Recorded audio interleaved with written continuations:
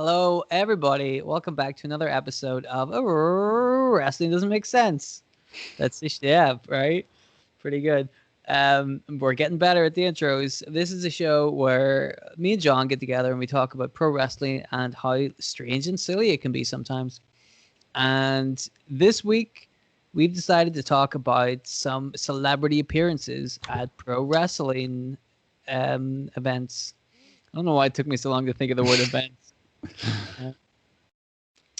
Because recently we've seen Shaquille O'Neal, who his nickname is apparently the Diesel. It is? I've heard, yeah, but I don't understand what that means. I mean, there's already a wrestler called Diesel. Yeah. I like him better.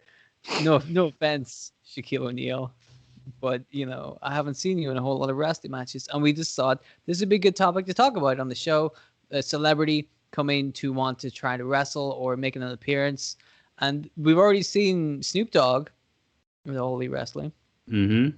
and he tried his hand at little action in the ring. Yeah, well, not in an official match, but he did go flying off the top rope. Yeah, I like how you were reluctant to call that a frog splash. Yeah. Or any kind of splash. You're like, he was technically in a wrestling ring. Mm-hmm. Can't argue with that. So I haven't seen the Shaquille O'Neal match. From what I've heard, it was better than Snoop Dogg's attempt at a frog splash, but not anything special. That's what I heard. Yeah, I'd go along with that. I mean, it wasn't a case of Shaq embarrassing himself out there or anything like that, because I think what he did in the match was what he should have been doing, as in, like, he's a big, tall, imposing guy. So that, they absolutely played it that way in the match, where he was pretty much no-selling a lot of Cody's stuff against him and just using his power to, boss Cody about a bit.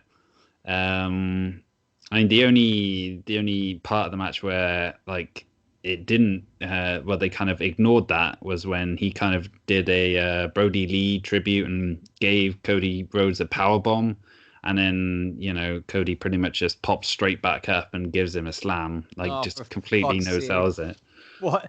But that's the trick, right? With a guy like Shaq, the entire point is that he's a really big guy, right? So if he hits you with a power bomb, that's supposed to hurt. Yeah. You know what I mean? He's got a big guy, he can throw people. You know what I mean? That's I'm not surprised by that at all. But like, why would Cody get straight back up and then like try to? Oh, but he did slam Shaquille O'Neal, right? But like, why would you jump up straight from the powerbomb? Well, I don't know. I mean, after Revolution on Sunday, I'm a bit down on Cody Rhodes, because that ladder match as well was just a case of him constantly getting up from stuff which should have kept him down, and like he was like selling the shoulder injury, but he wasn't really. He was kind of making a big deal of it, but like still overcoming it to a ridiculous degree. And it didn't add anything to the story of the match. It seemed to be done to, make Cody Rhodes look as tough as possible. That's bad news, man, because I thought Cody Rhodes was the one guy in that company with his head on straight that would know what to do. One funny thing I thought about this was I heard Tony Khan talking, and boy, all he ever seems to do is like try to smooth cracks over. You know what I mean? Yeah. At first, I thought he was being like cool and honest and stuff, but now the more you hear him talk, the more he seems like he's just explaining away all the shitty mistakes his company makes. Which, hey, wacky idea. Instead of explaining them, stop doing them. Because he was talking about why they had this Shaquille O'Neal match on just an episode of Dynamite when they had the pay-per-view like 3 days later or whatever. And he said, well, it would be a good kind of showcase for the TV, the big spectacle match. But also, I really wanted Cody Rhodes in that ladder match. I thought, we can't have a ladder match without Cody Rhodes. He's got to be in this match. And I'm like, why? What's Cody? And that's not a knock on Cody, but I'm like, well, why that makes it seem like Cody Rhodes is going to do something really big in that match. Otherwise, why would you push so hard for him to be in that match? But he didn't even win. Nope. I don't get it, man. That wasn't a good way to explain why the Shaquille O'Neal match was on TV. You know, I don't know. Anyway. Yeah. I mean, I guess he was sort of involved in the like closing moments of the ladder match where him and Scorpio Sky were both climbing the ladder and like both going for the I was going to say the belt, but it's not. It was like a big brass ring. Rubber ring. Yeah. Well, yeah, it was supposed to be a brass ring, but it was clearly like I saw the pictures of it. I'm like, this shit's not funny. Yeah. It wasn't funny when Triple H did it. That's the thing, dude. Cody Rhodes in this new company. At first, I'm like, he's taking a couple of digs, whatever. Dude, he must think he's Triple H. This shit happens again and again. It really seems like he's trying to be Triple H. Yeah. I'm like, come on, man. You could be somebody else. You could be Shawn Michaels. Yeah. You know? All right. So I don't really have a game for this episode, but we could try to come up with one. So, all right. Shaquille O'Neal kind of in the middle when it comes to like celebrity appearances, right? Mm-hmm. So let's see if we can find stuff that's better and or worse. Okie doke. Shaquille O'Neal. Just I don't know. Fuck it. We need some kind of structure to the show, right? Well, we haven't done before, so. Right. Yeah. Well, you know, the times they are changing, as I believe the song goes. So, what else strikes you off the top of your head when it comes to like celebrity guest appearances? Well, do you want one worse or do you want one better? Go with what your heart tells you. I'll go with one that was way better, also involving Cody Rhodes, was Stephen Amell teaming with Neville, who's obviously now Pac in AEW, against Stardust and Wade Barrett at SummerSlam 2015. Yeah, I had that one too. That was one of the first ones. I think that was probably one of the first ones both of us thought of. Yeah. Now here's the thing, because I watched that match again just to keep up to date with it, and like I said, I haven't seen the Shaquille O'Neal match, so I can't comment on that too much. But I suspect this match was a little bit like that in that Stephen Amell, you know, he was taking it seriously. He wasn't making it look like a joke, but also he wasn't doing anything like crazy outside the realms of his own like abilities. Like he did a couple of moves, you know, a couple of show-offy moves, and the bulk of the match was really the three wrestlers. Yeah, but when he was in the ring, he looked competent, I'd say, as well. Yeah, he did look good, but again, like he wasn't doing anything taxing. He wasn't, he wasn't working the match. He was working a couple of spots, so it was like a fun match, you know. But and again, as a guy who's coming in to get physical, he did okay, you know. Yeah, I mean, he obviously was filming Arrow at the time as well, which was like quite a physical role and everything, so he had that kind of ability to go out and do stuff that, like, you know, I guess some celebrities haven't been able to do in some of their match appearances over the years. Do you know who I wanted to talk about? I didn't get a chance to watch the match though. Do you remember Snooki? Yes. WrestleMania. No, she was teaming with Trish and John Morrison, I think, right? Yeah. I don't remember who they were fighting. I think it was Lay Cool and Dolph Ziggler. Okay. Interesting. I remember watching that match, and again, I don't think Snooki was that bad. And like she was in there, she clearly learned a couple of spots. She did them. That's all she had to do. You know, it didn't knock the roof. You know, nobody was like, "Oh my God, Snooki's amazing." Yeah. But to her credit, she was out there at WrestleMania. Holy shit. You know, that's her first match. Exactly, yeah. She did all right, you know. I think I read an interview with her like fairly recently. I don't know why I was reading a Snooki interview, but I think it must have just popped up on the wrestling news sites where she was talking about that WrestleMania 27, I think it was, where like she was saying at that time she was, she'd often like get drunk before making appearances and going on TV shows and stuff, but that was like the first time that she went out stone cold sober because she wanted to nail it, which I think, fair play to her. She actually went out and, treated it like a serious thing. And I think, didn't she show a bit of athleticism in that as well? Like, I think she's got maybe a cheerleading background or something, and so she was able to do some stuff. I think she did something. I can't remember what it was she did, but I remember her doing like a couple of moves and being like, all right, she's trying her best. Like a lot of people, I think, just didn't like her because she, like, at the time, I'm like, I don't want to see Snooki at WrestleMania. Yeah. And like, she did the best she could, and I don't think it was a stinker. No, definitely not. So good work, Snooki. I think it is probably more remembered for the whole weird, like, tension between John Morrison and Trish Stratus and Snooki. Like, after the match where they're supposed to be celebrating and John Morrison refuses to hug Trish Stratus because it was supposed to be Melina in that spot, and she got bumped. I mean, again, that's understandable. Right? That's, not quite what he asked for. And Melina would have made more sense. Yeah, definitely. Really. Not taking anything away from Trish, but she's performed at WrestleMania before. Mm-hmm. That's a spoiler. How about that? So, all right, you think Stephen Amell better than Shaq? Oh, yeah, definitely. Snooki, better than Shaq? There's a sentence. Oh, wow. No, I'm going to put Shaq just above Snooki, I think. That's fair. I think we both have to kind of watch that one again to double down on it. But Snooki, oh boy, I really wanted the answer to be Snooki. Snooki, better than Shaq at something. That would have been amazing. Oh, wow.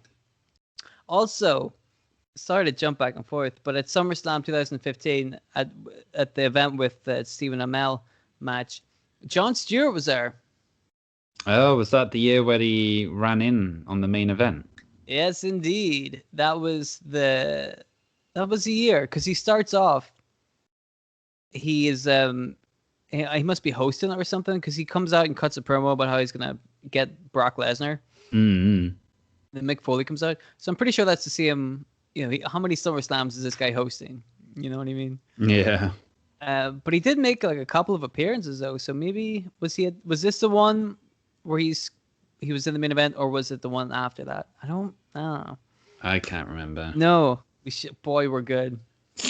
Probably should have researched that bit, but Jon Stewart was there. He didn't wrestle a match. No. But he was involved in the timing and the finish. Does that count? You could say that's the most important because he's involved in a pivotal part of a match, the closing part. That's true. How many of these other guys have been involved in the finish of the match? I guess, but like he didn't do a whole lot though, did he? hit him with a chair, didn't he? Yeah, I mean, he lets the other guys do all the hard stuff, and then he just runs in with a chair. Right, he's every man. That's we can relate to that. We're like, I want to be that guy. I want to be chair guy. I don't want to do the work for 20 minutes, but I want to hit a guy with a chair legally. That's all I've ever wanted, I think that's all that any wrestling fan has ever wanted. I don't know. Okay. Do you want to do one? Because I had that. Oh, I did Snooki, I guess. Yeah. Another one? Right. How about I guess one of the more famous ones was Lawrence Taylor headlining WrestleMania 11 against Bam Bam Bigelow. Yeah. Like, I don't know who Lawrence Taylor is aside from, he's a football player. So, like, the whole celebrity aspect of it is kind of lost on me, and I guess anyone outside of the United States, or anyone who doesn't follow football as well. So, yeah, I mean, it seems a bit random that the biggest show of the year gets headlined by this random guy, but I seem to recall it was like a pretty decent match with Bam Bam, like way better than I think most people expected him to be. Which I'm not sure how much of that was down to like Bam Bam Bigelow like helping him through it and stuff, but he got put in at the deep end, but I'd say he swam instead of sinking, so that's something. Right, it's a main event of WrestleMania. It's not even like the piss break match or like halfway down the card. That's what people came to see. So you better do a good job with that one. Have you seen that match then? Yeah. Yeah. Okay, I have not seen that match. Is it worth checking out? Oh no, I wouldn't go that far. But... no, don't watch it. Oh God, no. I mean, it's only like a 10-minute match or something, and it's kind of basic as well. But like again, like I said, you don't expect too much from him. Like even though he's obviously he was a retired professional athlete at the time, but like he's still capable of doing some decent stuff that when you've got Bam Bam like bumping for him the way he was as well, it just makes it look so much better.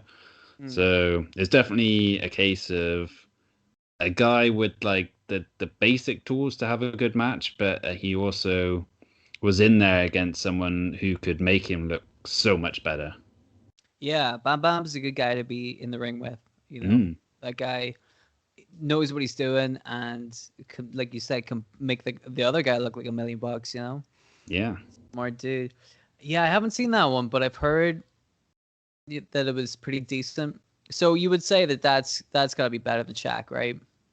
Yeah, I'd put him just above Shaq, I'd say. That's the main event of WrestleMania, dude. Exactly. Well, I mean, it was the worst WrestleMania of all time. Most people seem to think so. Which one was it? Was it 10? WrestleMania 11. 11. Okay. Yeah. Well, I'm gonna have to watch that then. It had matches like the Allied Powers versus the Blue Brothers and good to me. Undertaker versus King Kong Bundy. Right, I'm in. We should do like a terrible WrestleMania episode before WrestleMania. That's a spoiler. That's something to look forward to. Okay, so that's better than Shaq. Let me see. Okay, I got one. It's not really a match, but it involves celebrities. Mm-hmm. And I'm sure you've seen this. And if you haven't, I will implore you to go watch a certain video on it after this. But Steve-O and Chris Pontius from Jackass. Do you remember this? I remember they hosted Raw back during the celebrity host days, but I can't remember what they did. Well, hang on. When was the celebrity host? That was kind of like... I want to say like 2009, 2010, something like that, maybe. Was it? I thought it was after that. Oh, it could have been. Well, this occurrence happened. Well, I think it happened in 2006 because 2005 or 2006 because they're in like front row to promote Jackass 2. So I'm like, well, when did Jackass 2 come out? You know what I mean? It's fucking probably 2006. And they get into the ring and they're being interviewed. That's the point. They're like, they didn't just hop the rail and like, it's our show now. They were invited into the ring to have an interview, and they were interrupted by Umaga, who beat the shit out of them. And have you seen this? I must have done at the time, but I don't really remember it at all. Okay, here's the thing. There is a really good video on YouTube by Steve-O where him and Chris Pontius watch that match back. Well, it's not a match, but they watch that back and talk about it. And it kind of in contrast to what you were saying about Snooki being like straight edge to go out for that match. As soon as they see Steve-O from like 2006, they're like, you're clearly fucked up on drugs here. So they Umaga comes out and like just beats him up, right? That's the angle. And they're talking about how they were like, boy, he beat the shit out of us. He was so And then Umaga does a big splash off the top rope onto Steve-O. And he's like, that hurt me so bad. But I guess I was too fucked up on drugs to realize that I was supposed to, like, you know, lay there. Because I kept trying to get up. So Umaga, being the pro that he is, kept trying to put Steve-O down. And it goes on. There's a bit where Umaga, like, fucking... Oh, he hits him so hard on, like an elbow to the back of the head. Yeah. You know, like, they slow it down. Crack. He just keeps... he keeps hitting Steve-O. Steve-O's like, that is the hardest I've ever been hit in my entire life. Apparently that knocked him out. That he getting hit by Umaga on the back of the head knocked him out. It's only like 5-minute long video, but it is amazing to watch. And they were like, you know, they're like, that shit's legit, man. They really beat the shit out of us, you know. Another funny thing about that is whenever Steve-O gets into the ring and they're watching it, Pontius says, this is the kind of thing you were born for. And I'm like, he's right, dude. Steve-O would have been a great pro wrestler. Yeah. Steve-O would have been Darby Allin. Exactly, yeah. Like, Darby Allin or Jeff Hardy, like that kind of daredevil putting his body on the line. Darby Allin's clearly, like, getting inspiration from Steve-O. Like, you can see the Steve-O and Jeff Hardy thing. So I'm like, if Steve-O actually would, because he does a backflip. Technically it's a moonsault, but he, like, climbs up to the top rope and just, like, you know, does a backflip onto his feet just to show off. And before Umaga beats the shit out of him, I'm like, well, he can do this stuff, you know. He could, like, he actually, because he can take a beating, he would have been, you know, pretty okay at that, you know. Yeah. Alas, it was not to be. Well, no Steve-O headlining WrestleMania for us, I'm afraid. That boat sailed, I think. Yeah. So, like I said, that wasn't really a match. I don't know if I could say that was better or worse than Shaquille O'Neal. However, it's awesome. It is amazing. Please just go, like, you can Google that or YouTube it and go watch that video. Everybody listening to this, go watch that video. It is awesome. So there you go. That's that one. We got anything else? What about I mean, WCW had a lot of celebrity guests get in there and wrestle. You had, like, you know, Dennis Rodman join the NWO.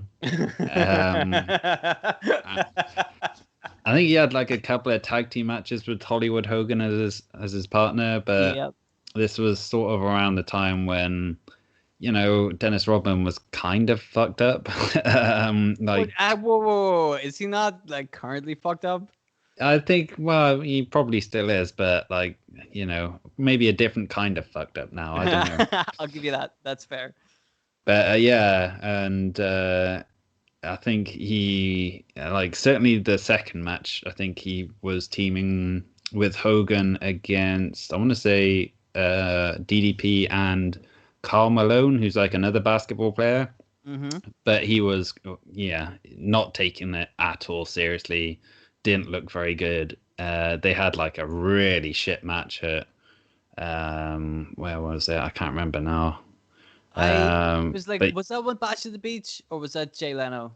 Yeah, I think it was Bash at the Beach 98, I want to say. Because the Jay Leno one was the same year, but I think at Road Wild. Oh, for fuck's sake. The same year? Yeah. They went down that road twice? Oh, absolutely. Same year? Oh, I know they went down that road a couple of times, but, like, come on, man. Ridiculous. I've seen that one. I've seen that tag team one. And it's, it's not great. No. Because, like, Kevin Green, who was it, Kevin Green? No, Karl Malone. Karl Malone. Kevin Green was with Mongo. Yes. Mongo, there's a guy. Yeah. He's celebrity. He for different sports, and then he wrestled. And compared to all these guys, Mongo is pretty fucking good. You could say Mongo is the best celebrity wrestler ever.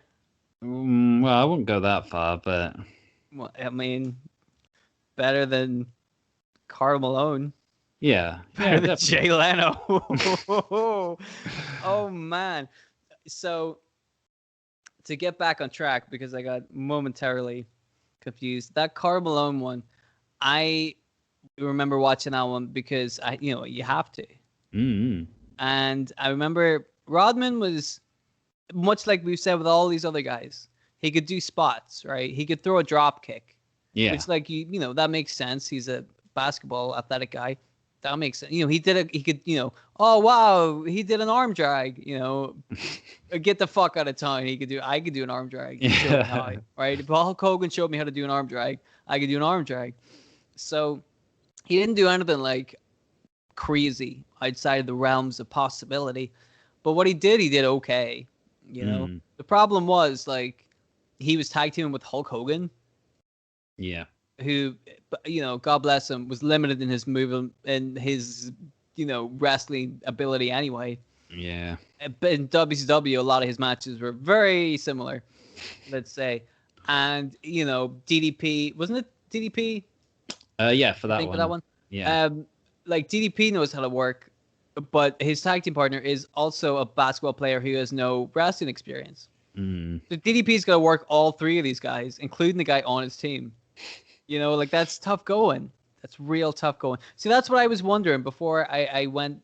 Well, I say before I watched the Shaquille O'Neal match. I haven't watched it, but going into that, I'm like, who's going to lead that match? How is that going to work? Because Cody Rhodes could probably lead Shaquille O'Neal to a half decent wrestling match, right? But this is an intergender tag team match, so I don't know a whole lot about Red Velvet. But Jade Cargill is super new to the business. So she's going to need a guiding hand. So is Red Velvet going to be the leader of this? Like, how is that going to work, And you kind of look at this match, even worse. You're like, how is this going to work?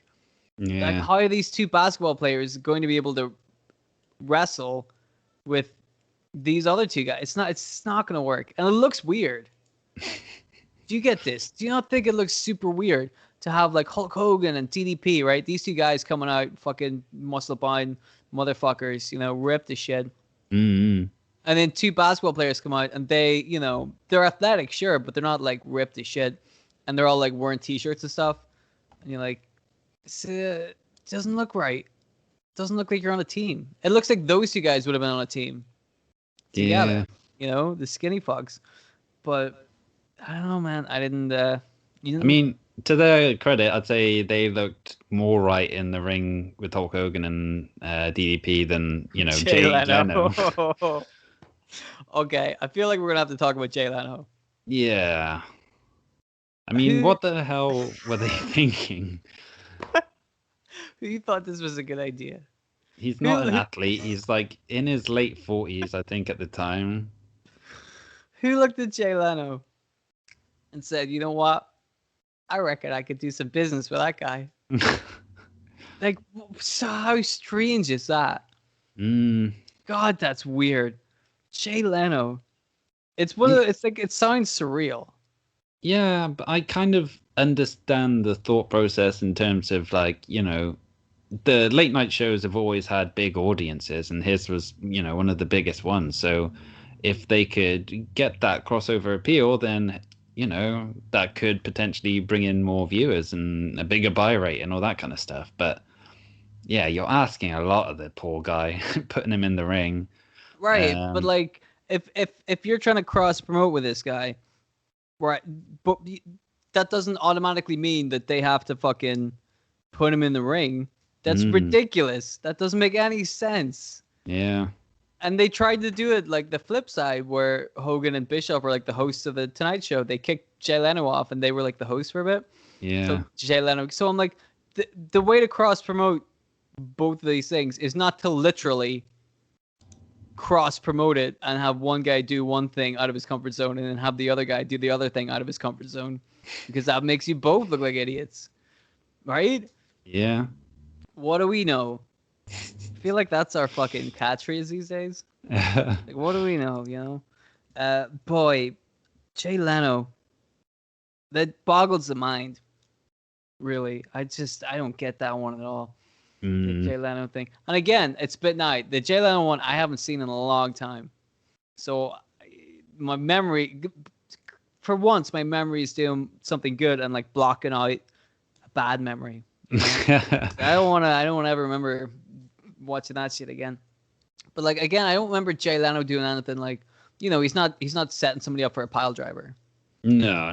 It's all basic stuff, isn't it? Yeah, and the problem with that is we've been talking about like, Carter Malone and Dennis Rodman, Steve-O and Stephen Amell.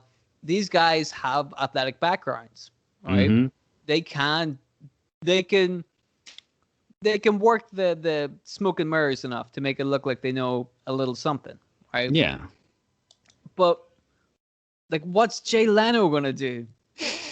Wow, he pulled out a backflip. Like, what move could Jay Leno pull out of his bag of tricks? Mm-hmm. There's nothing he can do that would make that match like super fun to watch. No. And I don't see why that would be an attraction either. Do you know what I mean? Not in a good sense, like in a car crash kind of way, maybe, but yeah, this week on Pro Wrestling, Jay Leno. You're like, I don't want to watch him wrestle. It's not rocket science, dude. There's a good reason why he's not currently a wrestler. I imagine I know what the answer is going to be. Well, where would you put that one compared to Shaquille O'Neal? Oh, way, way below. Oh, that poor guy. He works so hard. Jay Leno, not so good. No. We can both agree. What a weird one, man. Okay. WCW was pretty... Boy, they loved doing that shit, didn't they? Mm-hmm. I mean, I feel like we can't stray away from the topic of WCW without talking about the elephant in the room here. Yep. Which would have to be the second greatest celebrity turned wrestler after Mongo, of course.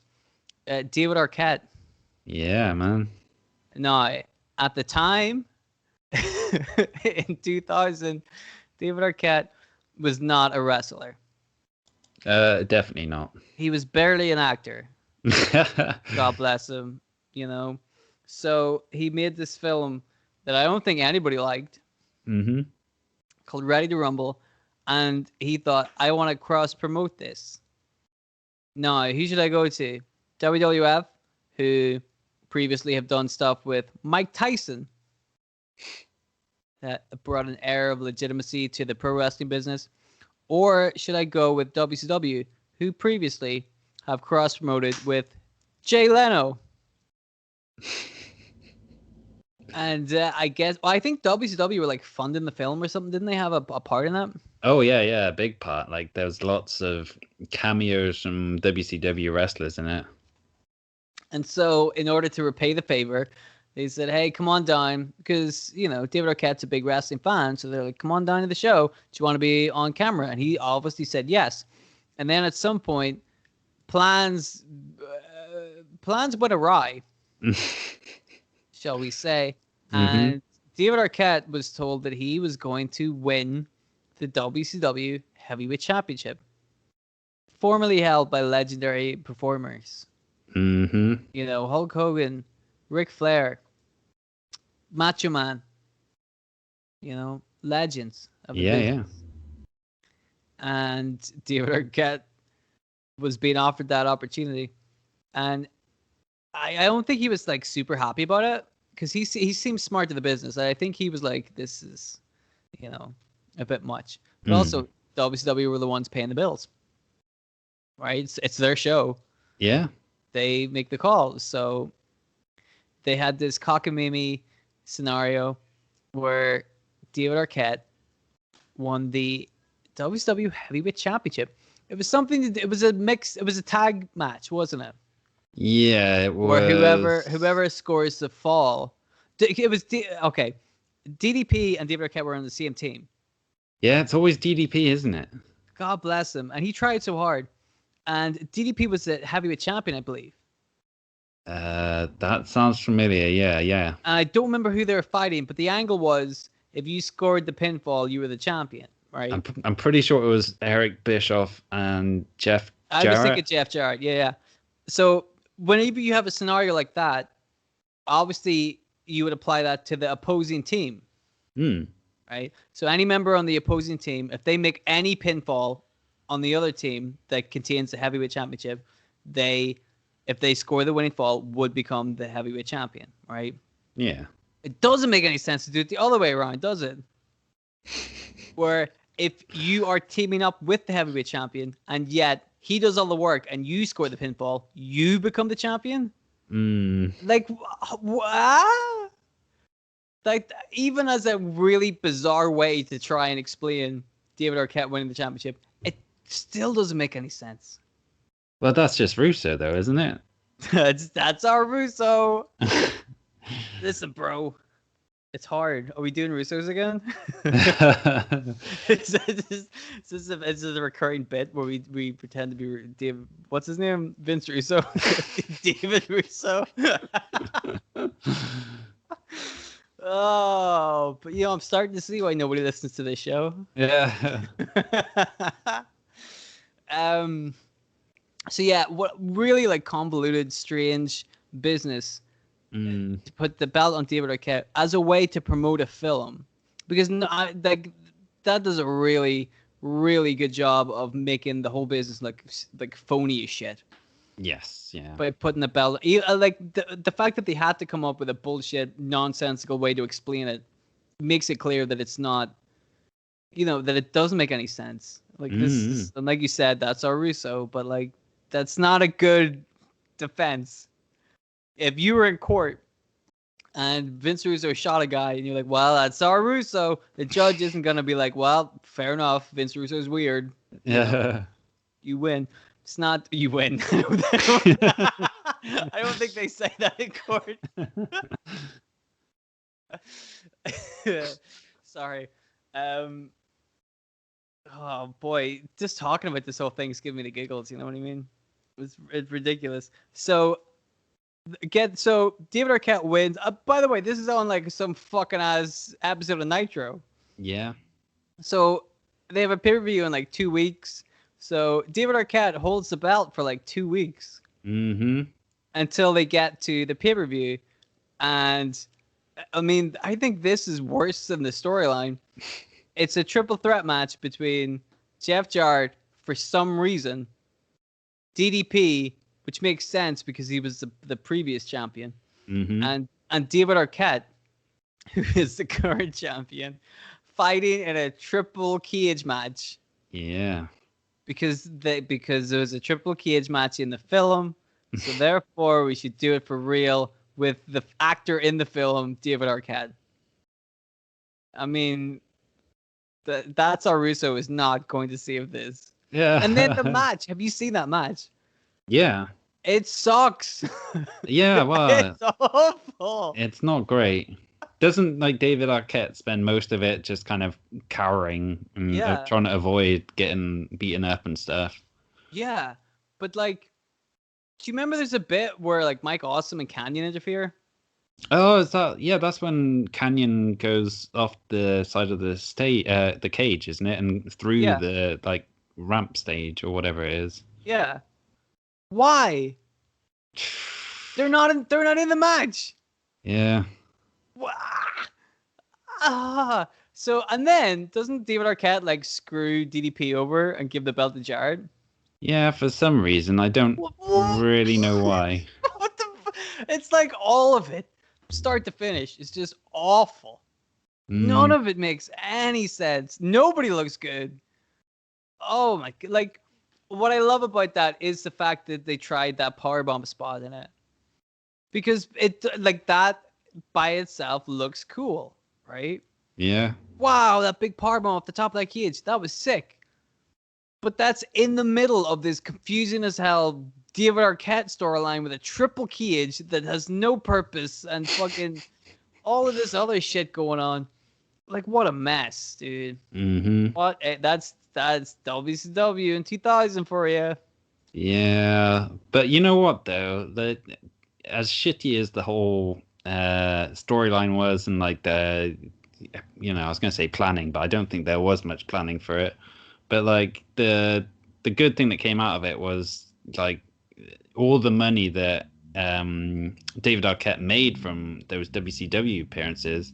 Like he ended up donating to, I think it was like the families of Owen Hart and Brian Pillman and Droz, who just had his in-ring accident as well. So like, at least like he knew like the whole thing was bogus and wrestling fans were going to shit on it, and it was a terrible idea. But he went along with it, got paid, and then at least did something good with the money. So Yeah. Fair play to him. I think, I mean, the whole booking and the whole scenario and the whole just thing that happened was terrible. But I think we could both agree that, like, you know, it's not, David Arquette didn't do anything wrong. You know, No. he seems like a good dude that was just caught up in a bad situation. And fair play to him as well for coming back like all these years later, when I think he's like in his late 40s, and he's decided he wants to kind of wrestle and, you know, make amends for how shitty that all was. And he just actually, you know, got training and done like, you know, touring around the country and having all these matches and stuff, and turned it into like a big documentary, which I've not actually watched, but I've heard is really, really good. So yeah, I've heard I haven't seen it either, but I've heard it's really good. So we're not necessarily knocking David Arquette here, but we are saying that was not a good celebrity guest appearance. Yeah. That was not good. Worse than Shaquille O'Neal. I haven't even seen it, the Shaquille O'Neal thing, and I'm going to say that the David Arquette thing was worse. But I'm going to say that with extreme confidence as well, because I have seen the David Arquette thing, and it's terrible. I want to talk about a very important one to me anyway. It's very important to me, is a celebrity wrestling appearance that I think we touched upon a couple of weeks ago, which is Drew Carey entering the Royal Rumble in 2001. Again, like, there's cross promotion going on there. Drew Carey is trying to promote one of his stand-up specials, and Vince is like, "I'll show you how to promote. Get in the ring." So he gets in the ring during the Royal Rumble because I think the Hardy Boys eliminated themselves. So he gets into the ring by himself, and he's like, "Well, this is great." And then the countdown happens, and the next person to come into the ring is Kian. And Drew Carey tries to offer him a bribe so that he doesn't hurt him. And he's about to chokeslam Drew Carey whenever, I think, I don't know, Steve Blackman or somebody comes out to beat up Kian. And Drew Carey hops over the top rope, eliminates himself, and walks away. And I'm like, when you think about it, that's a pretty good way to use a celebrity guest. Yeah. That's a guy that you can look, right? You look at Jay Leno, you're like, he's not going to work a 20-minute match. I don't believe this. It's ridiculous. But you look at a guy like Drew Carey, and you see what they had him do. Like, I believe that. Yeah, 100%. He wouldn't want to get his ass kicked by Kian either, so he eliminates himself and goes home. That's smart, dude. It was enough to put him in the Hall of Fame. And well-deserved, in my opinion. I love that bit. I don't know why people hate that, but, like, you know, it was so inoffensive. He didn't do anything to expose the business. He didn't win the heavyweight title. He didn't beat Kian. You know, he didn't even, like, accidentally, "Oh, I knocked you out of the ring. Whoops." You know, he was like, he played straight. It was believable, and got a pop from me. Yeah. So that's all you can ask for, I guess. Do you have another one?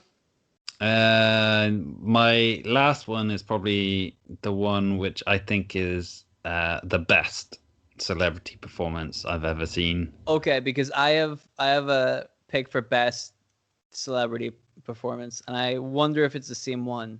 Ooh. But I'd like you to go first. Okay.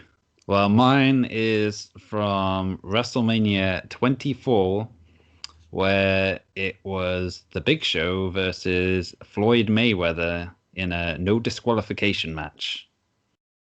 Okay. Is that the same? No. Oh, okay. Very different. Very, very different. But we'll get to that. I remember that match being hyped, but for the life of me, I cannot remember that match. And I'm sure I've seen it, but I just cannot remember anything that happened in that one. But the funny thing is, it looks like such a total mismatch between like Floyd Mayweather, who's 5'0", and Big Show, who's obviously 7 foot tall. And yeah, like Floyd Mayweather's like this kind of skinny boxer, and Big Show's a giant. So it looks like there should be only one winner in that situation. But fair play to Floyd Mayweather, he makes you believe in him in that match, and the way he kind of moves around and like uses his speed to kind of try and undo Big Show, and like all these nefarious cheating tactics to try and wear him down and get the win stuff. I mean, it was way better than it had any right to be. And the fact that Mayweather was doing this when, like, this was a time where he was pretty much the biggest name in boxing in the entire world. He didn't need to do it. I mean, he probably got paid a shit ton of money for doing it, yeah, but like, he still came in and put himself in that situation where, he could have shit the bed, and he definitely didn't. And it just kind of enhanced him rather than made him look worse, Interesting. Very interesting. Well, that's the thing. Like, you don't want people to sit there and expose the business. Mm. That's the trick when you get these celebrities in. It's like, how serious are they going to take it? That's the risk, and that's the risk once you start making them do like long-term stuff. Like I said, some of those spots that other people were doing, anybody can do. But if you have them in there for like a long time rest on the match, they have to take it really seriously, and that's much harder. Yeah. Much like I would like to say, and this wasn't my pick for best celebrity appearance, but it reminds me of Pat McAfee versus Adam Cole, right? Because in that match, McAfee's not a wrestler; he's a well-known sports figure. I think so. I don't know. Something to do with sports. Football player. But he came in and he had to work like a singles match, right? Straight up with Adam Cole, and they made it look like a match. And that's the trick. Like, he wasn't like he did spots. Obviously, there were a couple of spots where you're like, "Wow, that's really cool," but it wasn't like they had a match. They had a proper match. It flowed. It moved around. It was really well put together. I gotta say, that's probably, in all seriousness, that's probably the best celebrity appearance in a match. I'd say it's right up there. Because, like you say, he wasn't. He didn't have anyone else to rely on, really, except for himself. Right. Himself and Adam Cole, I guess. But the other thing was like the no disqualification thing for the Floyd Mayweather Big Show thing. That's like the perfect crutch for Mayweather to use. He can use that as a get out of jail free card and just kind of, push the boundaries a little bit. Whereas with Pat McAfee, like, he was straight up like, we're going to have a match. And they did. They had a really good match. Yeah, not only that, but like the fact that Adam Cole was just coming off like the end of his NXT title run, wasn't he? Or was this? Yeah. So he like in any kind of circumstances should easily beat Pat McAfee. Like, it shouldn't be any kind of contest whatsoever. But like, they made you believe that Pat McAfee had a chance because of the way they played that match, and like Adam Cole maybe taking him a bit too lightly, and McAfee kind of surprising him as well. So it was a really good story they told. But also, for the most part, he was still the heel. Yeah. Like, you would think that he would have that, because of all the other guys, all the other celebrities has been the faces, except for Rodman, because who gives a fuck? Like, he may as well. He could have been both of them, face and heel at the same time. But McAfee came in as a heel, and he did a couple of spots that made people go, "Whoa!" But he was working the match as a heel. It was dude, that was a good match. Very well played. But that wasn't the one I was gonna pick. I think when you think about like realism and impact and the people involved in the match itself, there's only one celebrity wrestling match, in my opinion. Well, not only one, but like the best one. Do you have any? You want to hazard a guess? P.S. Literally no idea what you're talking about. It's not Jay Leno. Is that a good enough clue for you? It's not Jay Leno. And you mean no? I have no idea. Jerry Lawler versus Andy Kaufman. Oh shit, the bed. Is that Of not? course. Is that? I mean, that's realistic, Mm-hmm. and it had great build. It had Yeah. great characters in it. It felt real, and that's what was perfect about it, was that they kept blurring the lines with it. Mm. They kept making people unsure about whether. Because let's be honest here. If they say Jay Leno is going to be in a wrestling match, that's not going to do anything to dissuade you about thinking wrestling is gimmicked, right? Yeah. You're going to be like, of course it's all fake. Look, Jay Leno is doing it.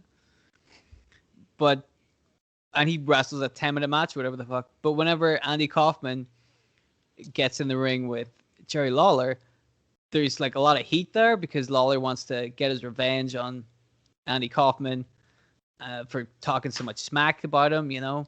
Mm. And Kaufman's annoyed that he can't kind of cheat his way out of it like he used to do with when he would wrestle women, which got him like crazy heat, you know? That's what I love about Andy Kaufman, man. That fucker he always working people.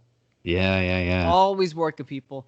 And they had this match where, you know, Kaufman didn't do a whole lot, and then Lawler hits him with the pile driver, and Andy Kaufman has to be stretchered out of there. He's like lying there motionless, Mm-hmm. like he legit like his neck was broken, and they stretcher him out of there. Have you heard the story where like him and Lawler were talking about it, and he said that it was Kaufman's idea. He was like, I want an ambulance to take me out. And Lawler's like, no ambulance, dude. Do you know how much they cost? And Kaufman paid for the ambulance himself just to do that bit. And it works. Like, that's perfect. Yeah, yeah, yeah. So after that, for months, Kaufman's walking around Hollywood and doing TV appearances with a big, like, neck brace on. Mm-hmm. Because Jerry Lawler broke his neck. And then they do that appearance on the Tonight Show. Was it the Tonight Show? The late night show with David Letterman. Letterman, yes, with Letterman, and they have that like thing going on, the tension right there, and the whole thing is just worked perfectly. It's perfect. Yeah, it's so good, and it's because the two people involved are incredible. You know, I mean, let's be fair here. We've people will say an awful lot of stuff about Jerry Lawler. A lot of which is probably justified.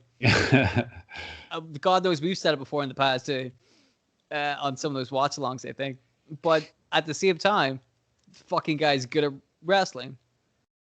One of the best. Yeah. Just incredible. And Andy Kaufman was working people in Hollywood, you know. So the two of them meeting together was just magic. It was wonderful. So I gotta say that is probably one of the better celebrity wrestling matches because of like everything.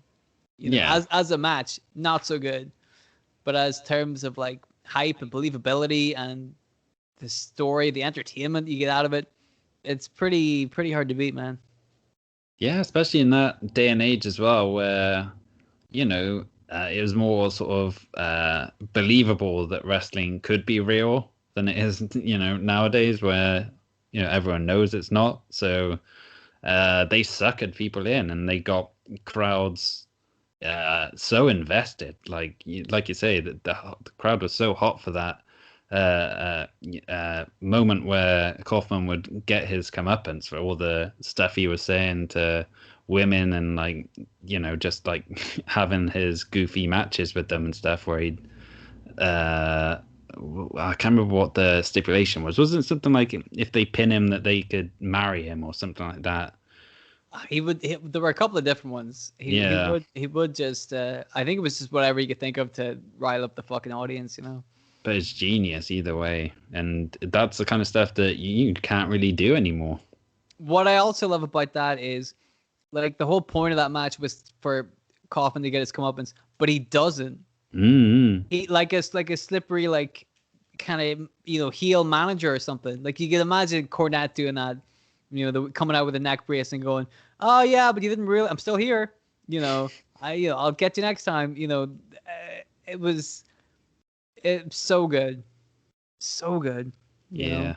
And it's a damn shame we're not going to see anything like that again. But it was a break, huh?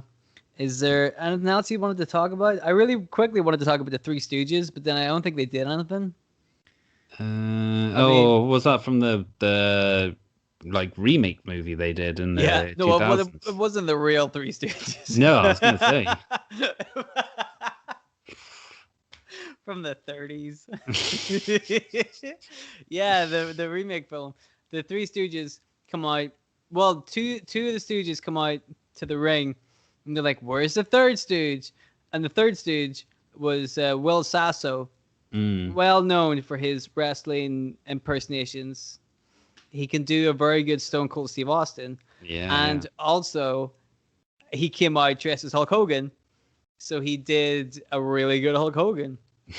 and then, like we were saying earlier, Keane comes out, choke slams him. Mm-hmm.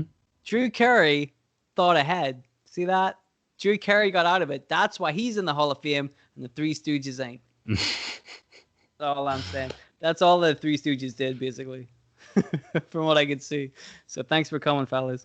Anything else you wanted to say?